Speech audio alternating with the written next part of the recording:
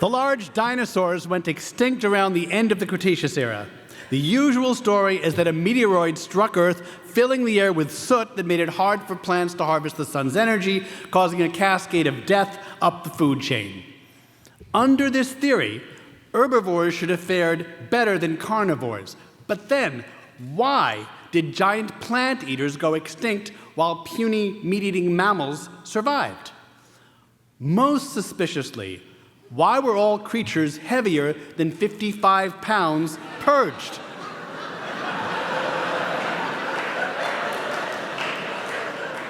I propose that what killed the big dinosaurs was no meteoroid, but a brief reversal of Earth's gravitational field. Cosmologists posit that something called dark energy exhibits gravitational repulsion with itself. We know almost nothing about dark energy or how it interacts with ordinary matter, so it's 100% consistent with our state of ignorance.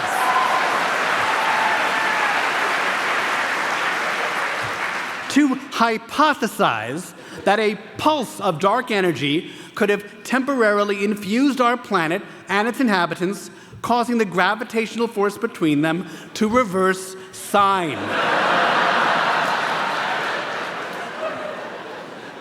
If gravity suddenly became repulsive rather than attractive, animals would fall upward, and then, when gravity became attractive again a short time later, fall back down to Earth. A gravitational reversal event, or GRE,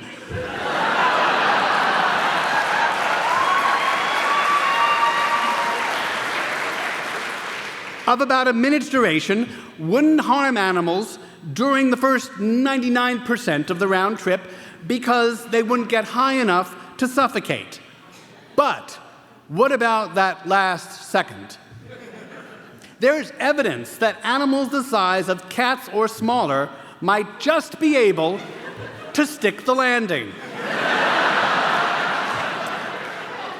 In an observational study of 132 cats that fell out of open windows in New York City,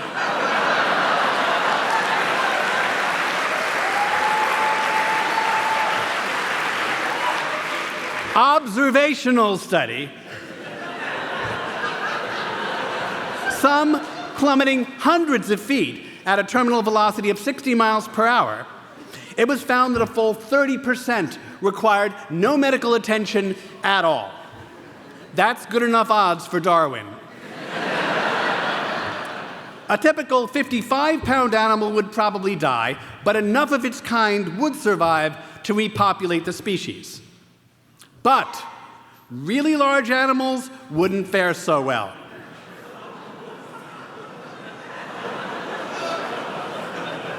This comes down to basic biomechanics. Bone strength is governed by the cross-sectional area of bone, which grows roughly like the square of an animal's length, whereas the impact caused by hitting the Earth after a GRE would be governed by the animal's mass, which grows roughly like the cube of an animal's length. What about large flying animals? When gravity reverses, a winged creature can just flip and keep flying.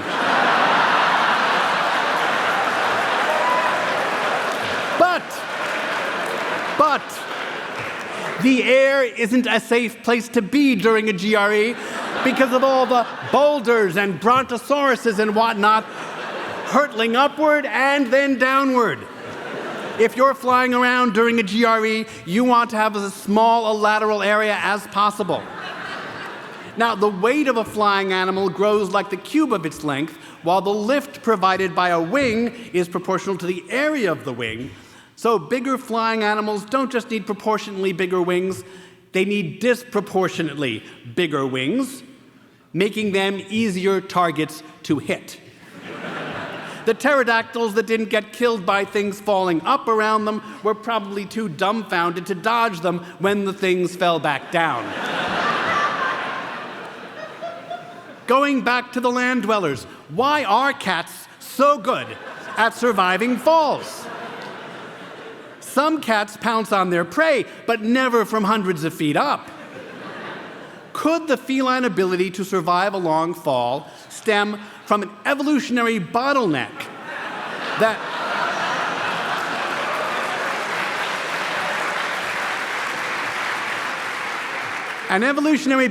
only the torso-twisting kind of a cat, or proto-cat, was able to survive? To test the GRE extinction hypothesis, I modeled occurrences of GREs as a Poisson process, tuning the intensity parameter lambda based upon the number of GREs postulated to have occurred during Earth's history, namely 1. If the GRE extinction hypothesis is true, the expected number of GREs to have occurred in recorded history would be 0.000002. On the other hand, the number of GREs described by historical sources is exactly 0.000000. Note that the first 5 digits after the decimal point are the same. Such phenomenal agreement between theory and evidence is no mere coincidence. Now, some of you may be thinking that such a radical proposal needs to meet a higher evidentiary bar than your run-of-the-mill theory of dinosaur extinction. To you, I say, even if you think my theory has only a 1 in a million chance of being true, the consequences of a future GRE would be so dire that humankind should unite to explore the theory now while there's still time. Current engineering practice protects buildings from seismic events, but does nothing to prevent a building from falling up to and then down from a great height. All it takes to level a city is a few rogue skyscrapers that plunge up and then plunge down again, causing other buildings to topple like dominoes. We should create backup systems that would use electromagnetism to keep our buildings anchored in place. Public transit should make use of maglev rail technology that can be switched from levitate to de-levitate. In cities, we need swarms of smart mobile trampolines that can adaptively place themselves so as to save the greatest possible number of lives. For people in areas with no trampoline network, those personal jetpacks that we were promised as part of our 21st century birthright will be not a luxury, but a necessity. And maybe some of you have ideas of your own. We all need to come together on this. If we as a species take these steps and calamity strikes a prepared planet, what a monumental triumph that would be for the human spirit.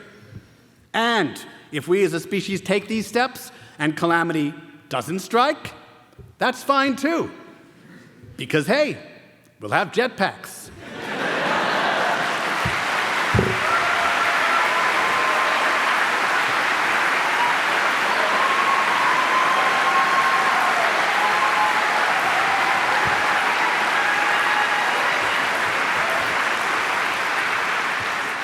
In conclusion, a motto of an earlier age was, indication of harm, not proof of harm, is our call to action. Given what's at stake, I put it to you that in this matter, science-flavored speculation of harm must be our call to action. Otherwise, the next dinosaurs could be us. Thank you.